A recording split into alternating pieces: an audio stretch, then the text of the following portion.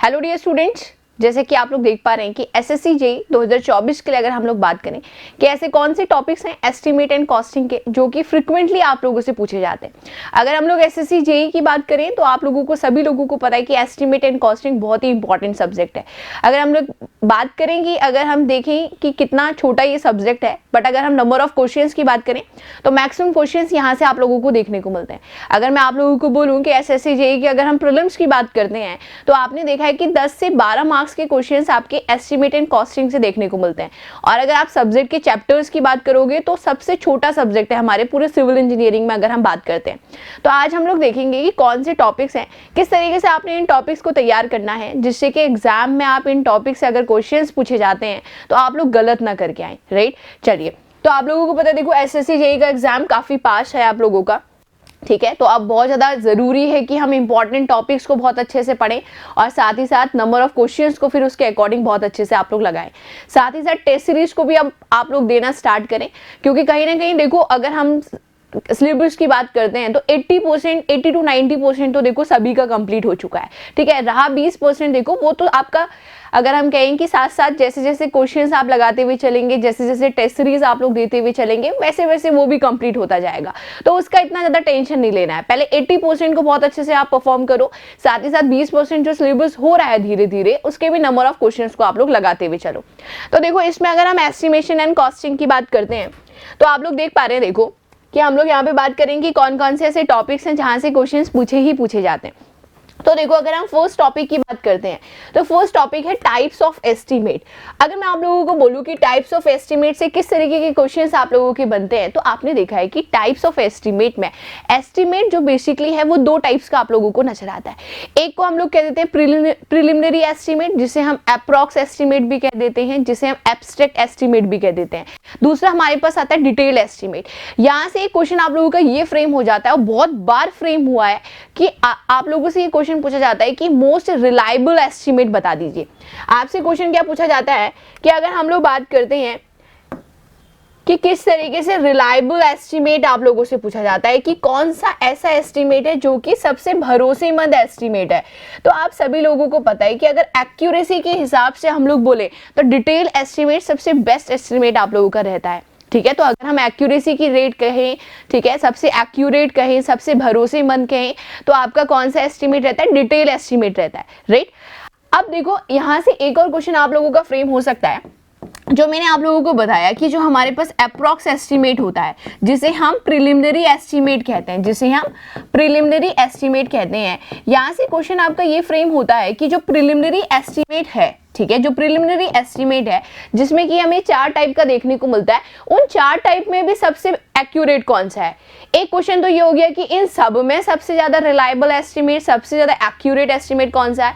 एक क्वेश्चन और ज्यादा आपसे फ्रीक्वेंटली पूछा जाता है कि अगर हम अप्रॉक्सीमेट एस्टीमेट या प्रिलिमिनरी एस्टीमेट की बात करते हैं तो इन सब में सबसे ज्यादा एक्यूरेट कौन सा है। आप देखोगे कि ये 4 टाइप का आपको नजर आता है, जिसमें प्लेन्थ एरिया एस्टीमेट हम कहते हैं, क्यूबिकल रेट एस्टीमेट आप कहते हो, यूनिट रेट एस्टीमेट आप लोग कहते हो, टिपिकल भी एस्टीमेट कहते हो। उन चारों में भी सबसे ज्यादा एक्यूरेट कौन सा है, ठीक है।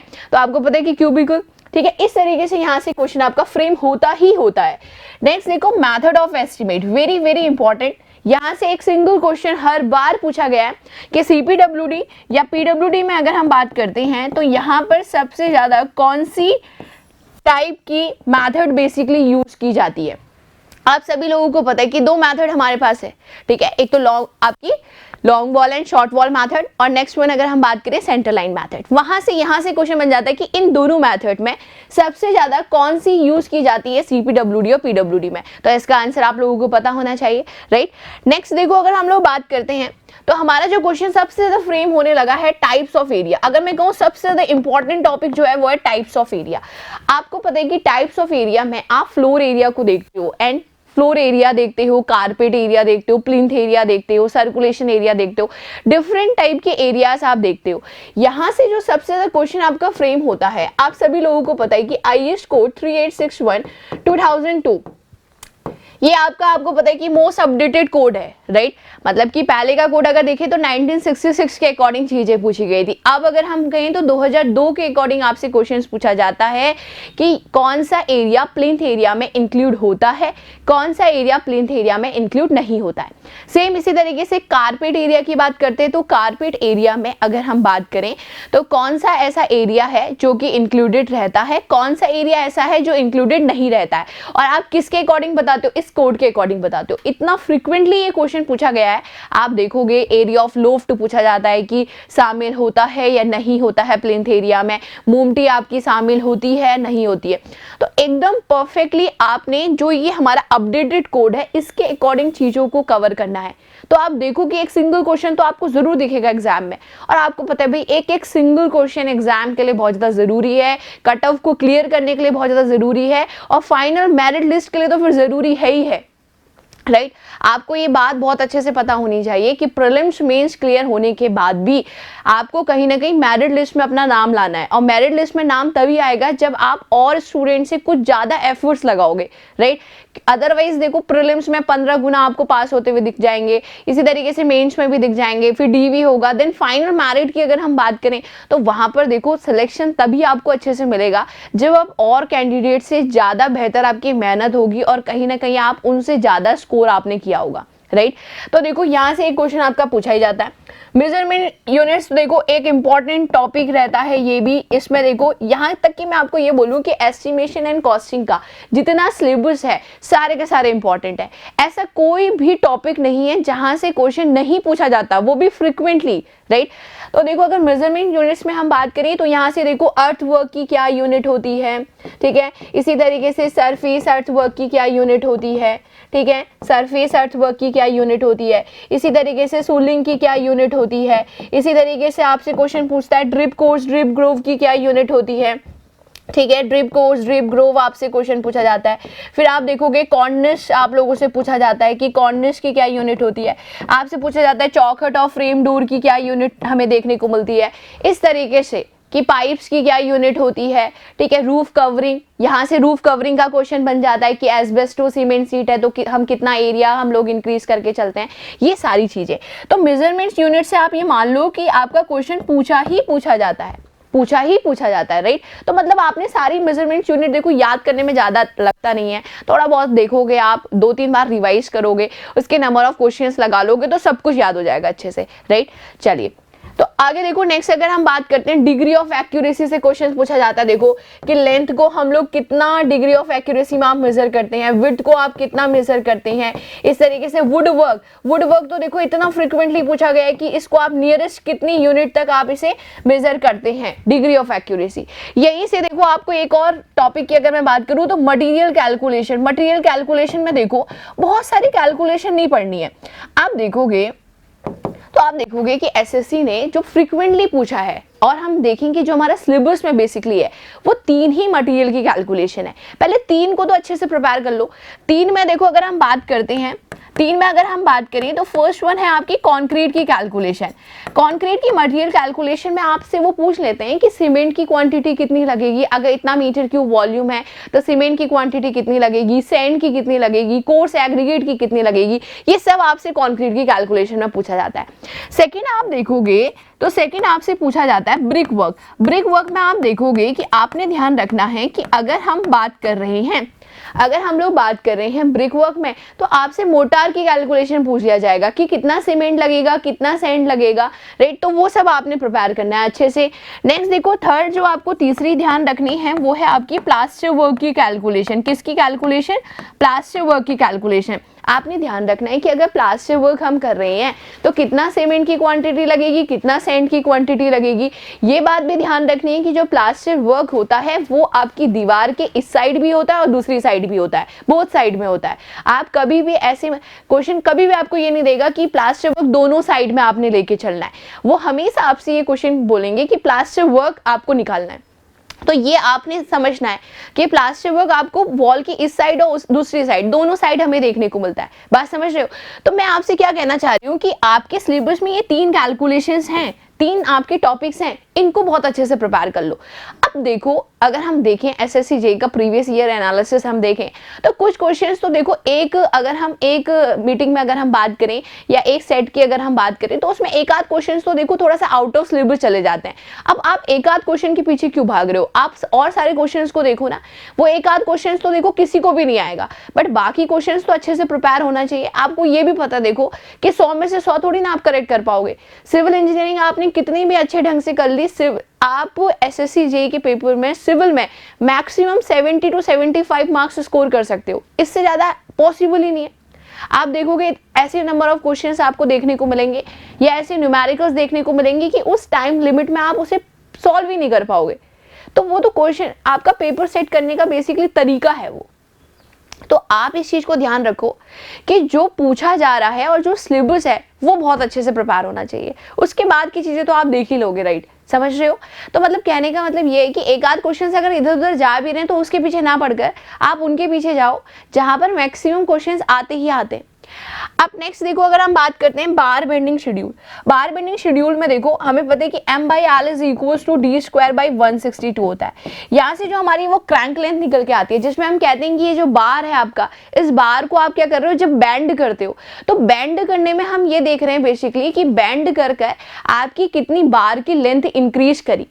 तो ये बहुत अच्छे से पूरा डेरिवेशन है जिसमें कि आप देखते हो कि इस तरीके से बार है और जब ये बैंड हो जाती है तो यहाँ से ये 0.42d हमें निकल के आता है। और जब हम ये मानते हैं कि जो बेसिकली बैंड एंगल है वो 45 डिग्री का है और अगर कुछ मेंशन नहीं किया गया है तो हम 45 डिग्री को ही मान के चलते हैं बेसिकली। और फिर आपको पता है इसमें हुक्स लगे हुए हैं, तो हुक्स की क्या लेंथ आप लोगों को नजर आती है। तो ये सारी चीजें आप लोगों की प्रिपेयर रहनी चाहिए। अगर हम बार बेंडिंग शेड्यूल की बात करते हैं, ये सब चीजें आपको आनी चाहिए कि अगर हम इस एंगल पे बैंड करें तो हमारे पास एडिशनल लेंथ कितनी निकल के आएगी। ठीक है, आपको डायग्राम इस तरीके से दे दिया जाएगा कि जैसे कि आप देखो कि ये बार है आपकी, ठीक है, ये बार आपकी बैंड करी हुई है। आप देख पा रहे हो कि यहाँ पर भी आपके हुक्स लगे हुए हैं, यहाँ पर भी हुक्स लगे हुए हैं और आपसे डायरेक्ट पूछ लेगा कि आप लेंथ बता दो। आपको 4 ऑप्शंस दे दिए जाएंगे, तो आपने पूरे तरीके से इसको अच्छे से प्रिपेयर करना है कि आपके पास टोटल क्रैंक लेंथ क्या निकल के आएगी, किस तरीके से आप इसे सॉल्व करोगे, राइट। ये सारी चीजें हम लोगों ने देखो कवर करा रखी है आप लोगों को सिलेबस में। आगे चलते देखो नेक्स्ट देखो इंपॉर्टेंट यूनिट जो हमारे पास है वो है वैल्यूएशन। क्या है हमारे पास, अगर हम लोग बात करते हैं तो हमारे पास valuation.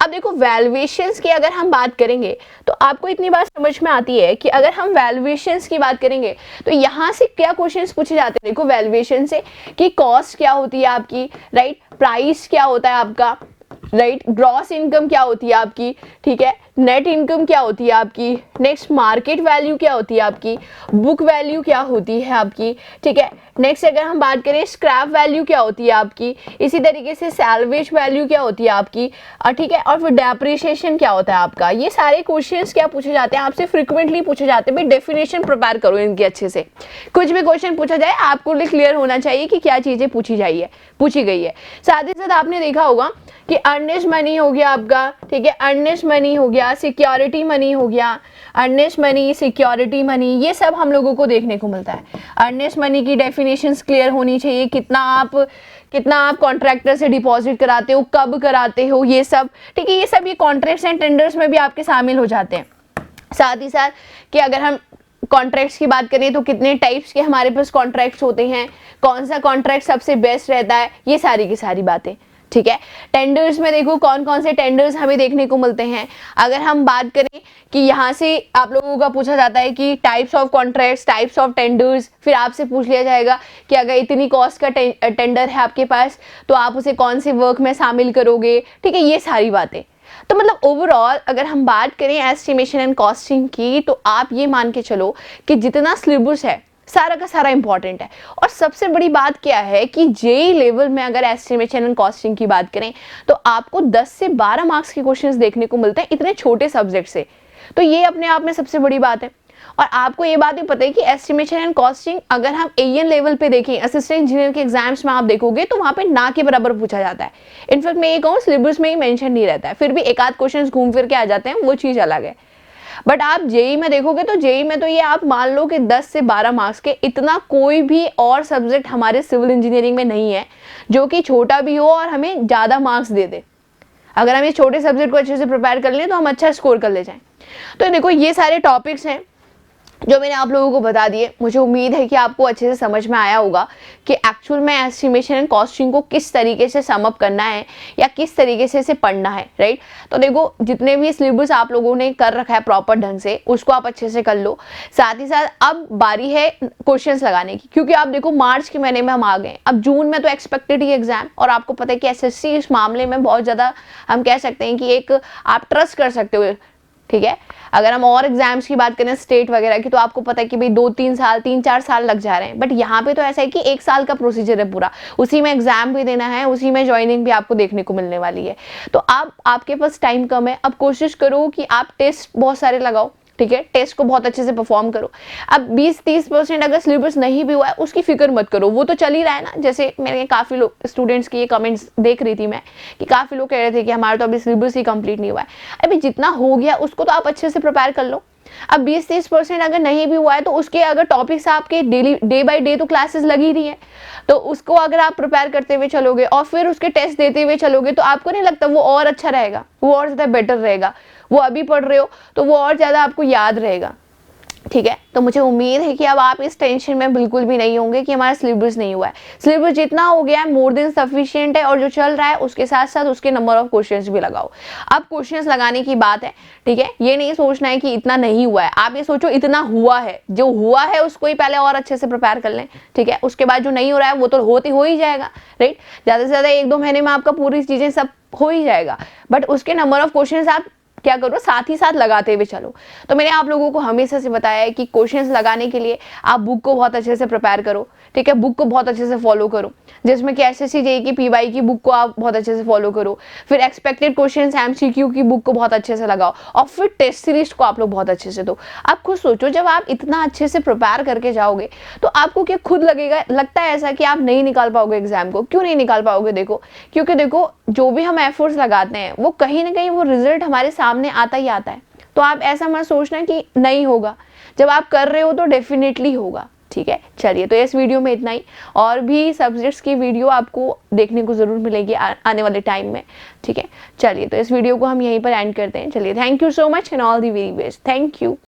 If you really like the video, please hit the like button, share the video, subscribe to our YouTube channel and press the bell icon for the latest updates. Thank you.